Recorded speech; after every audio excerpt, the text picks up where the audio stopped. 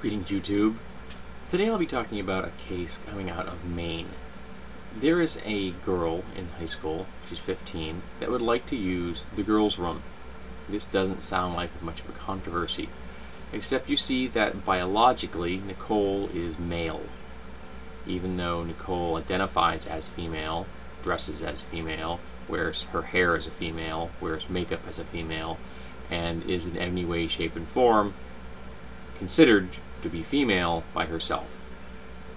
So she gets to use a staff bathroom because a student of a male, a parent of a male student, or a grandparent of a male student, thought that she shouldn't be able to use the women's restroom. Though I'm still trying to wrap my head around why that person thought it was their business, but that's just me. Now this seems to push a lot of people's buttons. This is not the first time I've spoken about this issue here on my channel. Unfortunately, it probably won't be the last. People feel a sense of vulnerability when they are using the bathroom. And there's every justification for that. You are vulnerable when you're using the bathroom. But when you're in a stall with the door closed and latched, no one knows who's in that stall. No one knows what you have for genitalia. No one ever needs to know. So what does it matter? If someone looks female and walks in and uses the women's room and leaves and goes about their day, or if someone looks male, walks in and uses the men's room, does their business, leaves and goes about their day, what does it matter? Now I'll hear people in the comment section. In fact, I just recently had someone made a comment that transgendered people are essentially just doing this so that they can be voyeurs, so that they can just sneak into the restrooms of the people who are biologically opposite from them, even though intersexed people aren't opposite from anyone, to essentially be peeping toms. But I have a news flash for you, and I've said this before, and unfortunately I'll probably have to say it again. You've been in public restrooms with people that find your particular biological sex attractive. Yes, if you're male, you've been in the bathroom with a bisexual, pansexual, or gay man. If you're a woman, you have been in a public restroom with a bisexual, pansexual, or gay woman. That's just reality. So what does it matter if their biological sex matches yours, yet their orientation doesn't? And how is that different from their gender identity matching yours, even though their biological sex doesn't? Now remember, there's a difference between sex, gender, orientation, and presentation.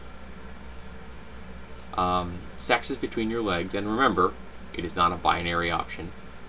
Gender's in your head, and it isn't a binary option, it's a spectrum. Orientation is in your heart, it's who you're attracted to, and presentation is how you look to the world. You could look like the butchest woman in the world and be a heterosexual. You could look like the butchest man in the world and be gay. How you present yourself has very little, if nothing, to do with your sex or gender orientation. These are all very complex issues for most people. But the reality is that what another person does, how they appear, how they present themselves, what they're thinking when they're in a public restroom, has nothing to do with you. If someone acts inappropriate to you, then you deal with it. You contact the authorities, security, the police, what have you. And if people are just going in there, doing their business, and then leaving, what does it matter what sex, gender, orientation they are? How does it affect you? It doesn't. And I suppose if you really wanted to, you could stand in a corner, cross your arms, and hold your breath until you fell down blue in the face, but that would be about as constructive as this argument. It doesn't have any effect on you. Never has.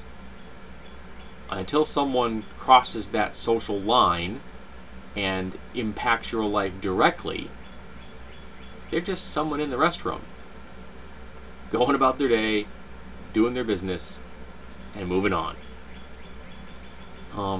I guess I've been lucky. I've never had a negative encounter in a public restroom, other than, the odoriferous elements of being in a public restroom. I guess I've just been lucky in that regard. And I've never cared whether the guy in the stall next to me was or wasn't biologically male. It never even occurs to me. It doesn't matter. He's doing his thing, I'm doing my thing. That's just the way it is. And it's the same here. Why does this matter? I don't understand why everyone seems to want to stick their nose where it doesn't belong when it comes to what another person wants to do in their life in this regard. It isn't harming you. It isn't harming your family. And I don't understand why it gets people so upset. I would love if someone could explain that to me. I would like to think that the discussion will be open-minded and truly interactive and interesting. Don't disappoint me.